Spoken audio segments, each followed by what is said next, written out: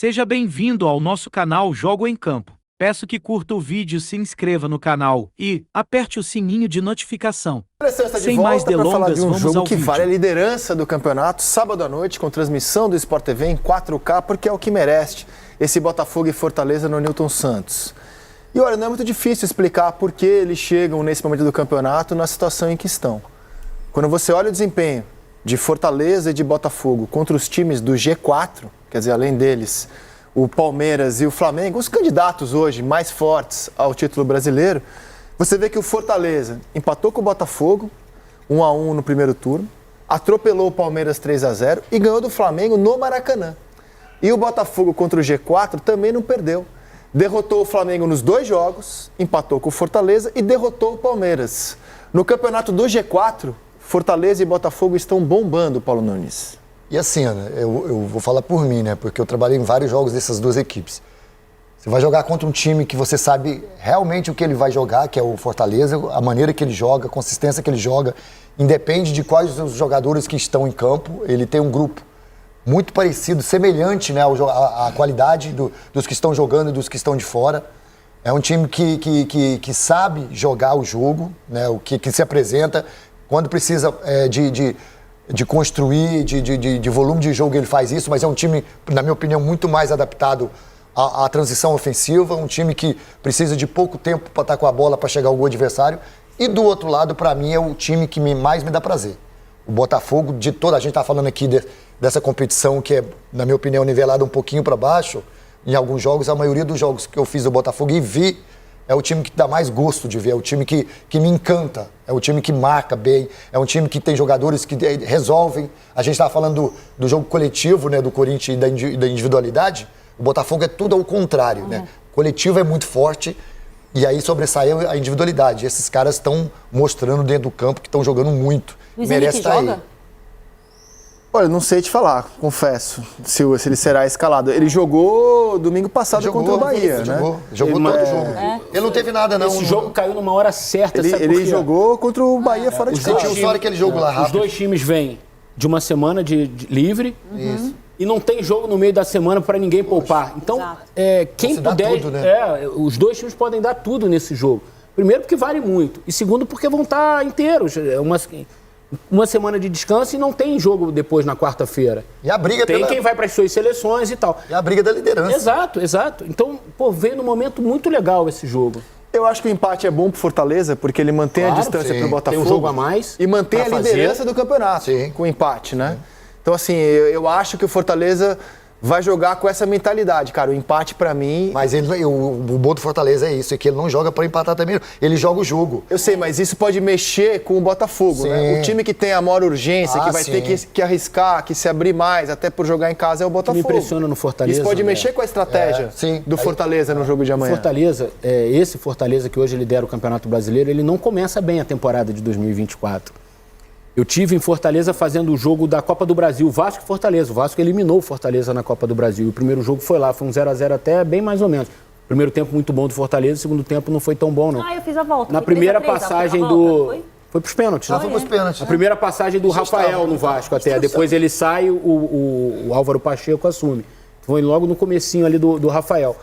E aí eu tava, Luiz Carlos e o Roger. A gente saiu para comer e aí tinha uns amigos do Roger que torcem pro Fortaleza. E eles estavam insatisfeitíssimos com o Vojvoda. A gente não aguenta mais o Vojvoda, acho que já deu, tá tomando muita decisão errada, tá fazendo umas coisas aqui que ninguém concorda. E olha o que aconteceu.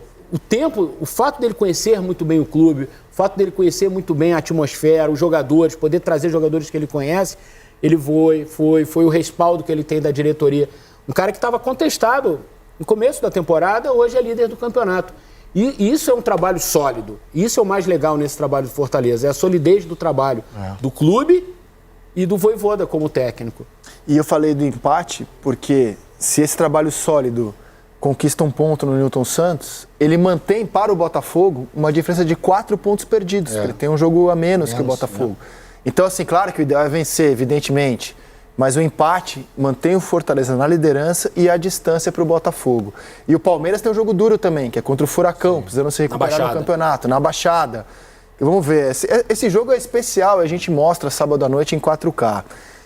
As prováveis escalações, a Ana perguntou quem é que joga. São prováveis escalações. É a apresentação da seleção, né? Segunda-feira. Todos eles podem jogar a rodada. A gente colocou o Luiz Henrique no time, a não ser que tenha alguma informação que a gente desconheça. Luiz Henrique está na nossa prévia, colocando as 2 escalações prováveis lado a lado. Então a gente projeta um Botafogo com John, Matheus Ponte, Bastos, Barbosa, Marçal, Gregory, Marlon Freitas, Savarino, Almada, Luiz Henrique e Igor Jesus, time titular do Botafogo. E do outro lado o João Ricardo, o Tinga, o Brites, o Kusevich e o Felipe Jonathan, o Sacha, o Lucas Sacha e o Hércules, Pochettino, Pikachu, Breno Lopes e Lucero. No papel, eu acho que o Botafogo é superior, mas o papel não ganha jogo, né? A gente vai rodar números da campanha do Fortaleza, que é o líder do campeonato, o melhor time do campeonato até aqui é o Fortaleza. Ainda que o papel não nos diga isso, pelo menos para mim, o melhor time do campeonato até o momento é o Fortaleza, com 48 pontos em 23 jogos. O primeiro time do Nordeste a liderar em uma rodada de segundo turno e que vem de 9 vitórias e 1 empate nas últimas 10 rodadas de campeonato brasileiro. É o que menos perdeu, só sofreu 3 derrotas no campeonato.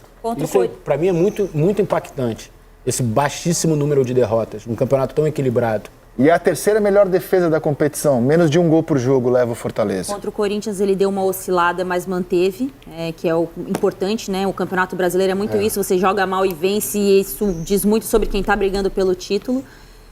Mas são times de encaixes completamente distintos, né? O Fortaleza usa muito a bola dos alas ali do Pikachu, a movimentação do Breno Lopes, né? Dos jogadores que atuam pelos lados também.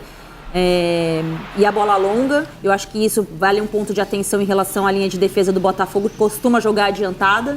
E do outro lado, o Botafogo foi um time que descansou e depende muito da parte física também para jogar, né? Para manutenção daquele futebol intenso. Então, acho que temos tudo aí para ter mais um excelente jogo e, como disse o Eric, chega num bom momento para as duas equipes essa partida. Sabe o que Olha me a sequência, Paulo, desculpa te interromper, só porque está na tela. Fortaleza ganha do Fluminense, derrota o Flamengo no Maracanã, derrota o Vitória, derrota o Atlético Goianiense, empata com o Criciúma fora, derrota o São Paulo, derrota o Cruzeiro no Mineirão. Em Cariacica esse jogo. Cariacica, tá, obrigado. Bem lembrado. Aí derrota o Criciúma, derrota o Bragantino fora de casa e derrota o Corinthians no Castelão, uma sequência impressionante, cara.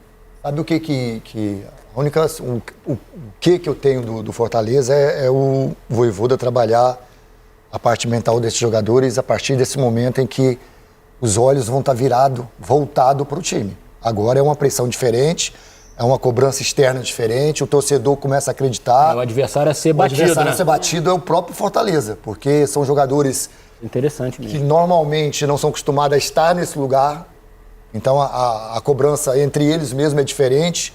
Então acho que o treinador nesse momento é importantíssimo para trazer a confiança para esses caras, para botar na cabeça deles que isso é possível, né? Porque chega em determinado momento de uma competição como essa, André, a gente estava falando aqui de quem está lá de baixo, de quem pode descer e de quem também tem condições de se manter. Chegar é difícil demais, mas se manter lá em cima é muito mais difícil. E aí o treinador é importante nesse momento. Uma outra coincidência, perdão, rapidinho, Rizek, entre esses dois clubes é o trabalho de prospecção, de você trazer jogadores que não estão no radar de todo mundo. Embora o Botafogo hoje seja um clube muito rico, que possa fazer investimentos de jogadores que são ponta de mercado, casos desses dois ali, do Almada e do Luiz Henrique, mas o Botafogo compôs o seu elenco com algumas boas descobertas. O Igor Jesus, que mais que a gente pode falar? O atacante, o Matheus Martins. Matheus Martins, que não estava no radar de muita gente. O Igor Jesus, eu nunca tinha ouvido falar o nome dele. Foi revelado pelo Curitiba. Igor Jesus, eu nunca tinha ouvido falar o nome dele, cara. E o Fortaleza tem esses dois gringos, o Lucero e o Pochettino, jogando muita bola nessa temporada. O Lucero é vice-artilheiro do Campeonato Brasileiro. O Pochettino estava no Palmeiras ali e tal. Esse trabalho de prospecção é muito interessante dos dois clubes. O Vojvoda, obviamente, conhece um mercado importante para o Fortaleza, que não é um mercado talvez de primeira prateleira na América do Sul, mas ele conhece e pode avalizar o jogador, né? Então tem essa outra coincidência nesses dois projetos. Então você me deu gancho para mostrar a janela do Botafogo, cara. Como é impressionante a janela de meio do ano do Botafogo, na qual ele traz o Igor Jesus, citado pelo Eric, traz o Alan, que é um jogador e entra em todos os jogos bem demais. De nível internacional, mas os outros estão jogando tão bem que ele não consegue ser titular. Ainda não engrenou, né? Exato. O Almada, que é campeão do mundo com a Argentina. o Matheus Martins, citado pelo Eric, o lateral Vitinho e o Adrielson. Não foram anunciados ainda, mas está bem encaminhada a volta do Adrielson. São as duas posições mais carentes hoje do elenco do Botafogo. E aí eu te pergunto... O lateral e a zaga, né? O Adrielson, que era titular absoluto do ano passado, volta esse ano para disputar a posição ou volta para jogar? Para disputar a posição. Sim. Se ele chegar no nível que ele estava do ano passado, vai ser titular. Vai ser titular, eu também vou. Mas eu acho que, em princípio, o Bastos e o Barbosa conseguiram uma sintonia bacana ali. Foi quando o Arthur Jorge conseguiu definir os dois como titulares e a coisa andou. Mas, obviamente, o Botafogo tem uma carência ali, porque só tem o Walter, praticamente, como reserva. E o Adrielson sobe muito o nível da disputa. E o Vitinho na lateral direita, depois da saída do uruguaio, né? Essa janela foi tão boa do Botafogo, que chamou a atenção até do Landim do Flamengo. O GE traz, pedindo fair play financeiro. Fair play financeiro. O GE traz informação que está na mão do Adrielson, decidir voltar ou não. O jogador vai tomar a decisão se volta ou não. Eu assim, acho que ele tem uma qualidade... No ano passado ele jogou muito. Sim. Chegou até a seleção brasileira. Acho que se ele bem... Poderia voltar até pro Haddad de novo. A minha dúvida eu tenho uma dúvida, aí o Paulo pode me esclarecer. Será que ele ou o Bastos, um dos dois, consegue jogar pelo lado esquerdo? Então, porque eu acho que se tem uma vaga que pode ser que ele pode disputar, é a vaga do Barbosa. Eu acho que o Bastos consegue. Porque o Bastos tem jogado muito bem pelo lado direito. O Bastos é o melhor zagueiro do brasileiro. E o Adrielson, ano passado, jogava muito bem com o Cuesta, né? O Cuesta era o zagueiro pelo lado direito. O Adrielson bem pelo lado direito, mas eu acho que o Bastos consegue. Eu tenho essa dúvida, realmente. Porque assim, entre o Textor e o Textor, já que ele o Botafogo, tá tudo certo. O Textor falou que o Textor... aquele meme do Homem-Aranha, né? Aquela figurinha do Um quer, o outro também quer. Isso, o Textor falou que o Textor tá tudo certo. O problema agora do Adrielson, dele querer voltar. É o que trazem de informação o GE hoje.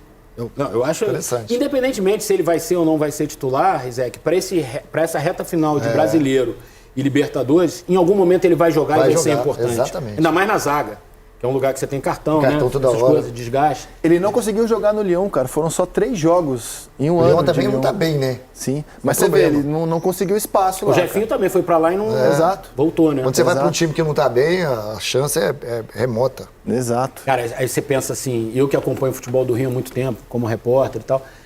Cara, você olhar o elenco do Botafogo hoje em dia, é inimaginável você voltar 5 anos no tempo e achar que a janela do Botafogo no meio de temporada ia ser essa. Ou no início do ano. Como fez, assim... É um outro clube. É uma outra dimensão hoje que o Botafogo está, sabe? Claro. E você voltar um pouquinho, então você não imaginava isso no Botafogo. Por isso que no futebol brasileiro é muito complicado você fazer aquelas previsões. Nos próximos 10 anos, só Palmeiras... Vai mandar no campeonato. E Flamengo de 2019. A gente achava muito isso há 5 anos. Flamengo 2019 a gente falou, agora é só Flamengo. Várias análises nossas, assim, não digo do seleção, mas de um contexto geral, era que o Brasil poderia em algum momento virar o futebol espanhol, ou o futebol italiano, que a Juventus vencia muito, mas tinha dificuldades na Champions, por exemplo. Os times brasileiros, eles conseguiram fazer com que eles... ficassem competitivos também em várias frentes. Eu acho que o único ponto por conta do nosso calendário, já debatido inúmeras vezes, a gente não conseguiu fazer com que esse gasto que a gente tem, que é altíssimo, o nosso gasto, não estou comparando com a Premier League, com a Champions League, não isso. Até porque a nossa moeda não é igual. Não, mas se você pegar na nossa proporção, vamos fazer um comparativo proporcional, a gente não conseguiu fazer com que isso seja a qualidade do nosso futebol, porque aí tem outras questões, tem gramado, tem o calendário, tem outros pontos. Logística, esse é um país imenso como é o Brasil, esse é o único ponto. A gente não conseguiu pegar esses milhões que se gasta no futebol brasileiro e transformar isso naquela qualidade que faz com que o campeonato, a temporada de 80 jogos, seja uma temporada super atrativa. O Paulo estava falando sobre o Botafogo. Os melhores jogos que eu trabalhei no ano, e a gente faz ali na casa de uns 80 jogos por ano também como comentarista, foram os do Botafogo. Botafogo e Palmeiras... É muito pouco, Botafogo e Flamengo, é muito pouco de jogos bem jogados. E eu não tô falando que de jogo bem jogado é posse de bola, jogos competitivos. O nosso futebol, ele tá muito nivelado por baixo. Por N fatores. Eu acho que esse é o meu único pensamento fora da caixinha. Assim, a gente não conseguiu ainda pegar esse volume financeiro e fazer com que a qualidade do nosso futebol seja muito melhor do que tem sido nos últimos anos. Até porque esse volume financeiro que está aqui não resolve o calendário, né? Não, que é o nosso principal calcanhar de Aquiles. Que é o nosso calcanhar de Aquiles. O jogo da ida Foi legal, eu lembro do jogo, mas a tendência é que o jogo da volta seja muito melhor, porque na ida pouparam os jogadores. O Botafogo estava às vésperas de um confronto contra o Universitário pela Libertadores. Foi o jogo que classificou o Botafogo até. O Universitário, isso. Então o Botafogo poupou 6 jogadores, o Fortaleza poupava Lucero e Pikachu, porque estava jogando a Sul-Americana também. O Fortaleza estava em 12º lugar, com 7 pontos, o Botafogo já estava nas cabeças, era o terceiro colocado com 9. Mas era um jogo, ao final daquela rodada, o Fortaleza ficou em 12º, o Botafogo caiu para 6º. Foram gols do Pochettino e do Danilo Barbosa.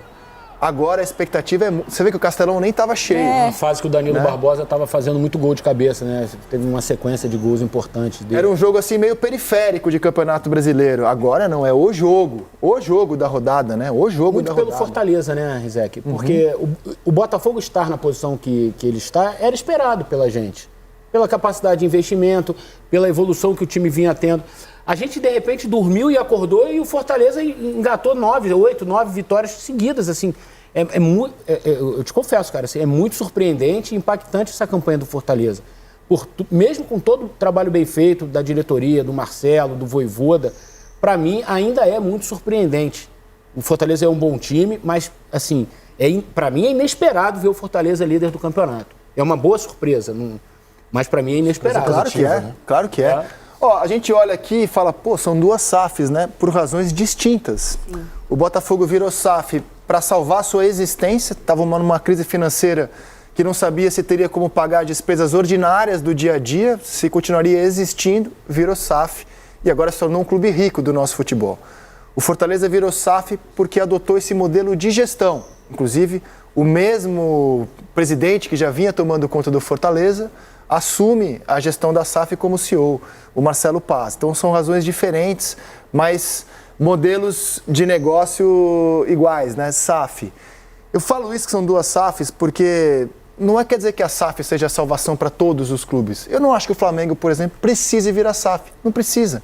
O Flamengo de 13 para cá, ele conseguiu ter no seu quadro associativo dirigentes com a capacidade empresarial mesmo de reconstruir o Flamengo e dar ao Flamengo o gigantismo que ele sempre mereceu em termos de finanças, né? O Flamengo chegou a uma arrecadação de multinacional, porque ele teve gente capaz no seu quadro associativo de levar o Flamengo ao lugar dele. Então o Flamengo, eu não acho que o Flamengo precise virar SAF, talvez vire SAF para cuidar do estádio, que é um outro modelo, né? Similar ao que o Bayern faz na Alemanha, aí é uma outra história. Mas tem clube que está numa crise financeira danada, que não tem dirigentes competentes comandando o clube há muito tempo, e quando pensa na possibilidade de virar SAF, fala, eu não, entregar para uma empresa, vou ficar eu mesmo aqui, os dirigentes lá destruindo o clube e levando ele à bancarrota por muito tempo. Precisava fazer essa corneta aqui, porque a SAF não é a salvação. A salvação são boas gestões, mas muitas vezes você não enxerga gente no quadro associativo de um clube, como o Corinthians, por exemplo, capaz de levantar o clube da draga em que ele se encontra. Precisa ter um modelo que seja igual quando você vai comprar uma roupa. Você precisa experimentar e tem que caber em você. O Vasco foi para a SAF e não deu certo. A empresa que veio para construir a história no Vasco não aconteceu. E o Pedrinho conseguiu, ainda bem, para o clube tirar a 777 da vida do Vasco. Então depende muito do que você quer para você, estudar, entender quem é, conhecer. O Botafogo está dando certo com o Textor. O Cruzeiro vendeu, a primeira SAF que a gente teve foi o Cruzeiro. Ronaldo já vendeu para um outro empresário. Mas também considera um modelo bem sucedido. Bem sucedido, recuperou o Cruzeiro. Não fosse a SAF, não consigo enxergar o Cruzeiro onde está nesse momento. Não tem uma bula. Você vai... O Bahia, não fosse a venda para o Grupo City, não teria o poder de investimento que tem hoje. Não teria o protagonismo que tem hoje. Bragantino. Que é um outro modelo, que não é SAF, né? Tem clube cujos dirigentes não pensam, não querem largar o osso. Entendeu o que cabe em você. Perfeito, perfeito. Vamos ao favoritômetro desse jogo de amanhã no Newton Santos? Vamos. Eric Faria, tem favorito esse jogo? Já que você não vai trabalhar nesse jogo...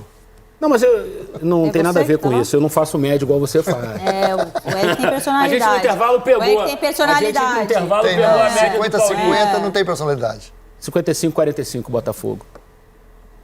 Botafogo favorito. Para você, Paulo Nunes? Eu vou de 55-45 também. Tô com o Eric. Botafogo. Tá me imitando? Então tá bom. Ana Thaís Matos. 60-40 Botafogo.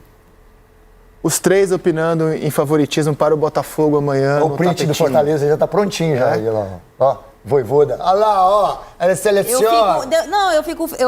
Eu gosto desse tipo de movimentação, assim, porque, tipo, quando a gente corneta, fala, olha lá, estão te cornetando. 60 Botafogo. Ficou 57 de média, 57, favoritismo alvinegro. Esse é Aninha, você foi a... Eu gosto disso. Tá bem. Olha, em 68, o Botafogo, na final do Campeonato Brasileiro, era muito favorito.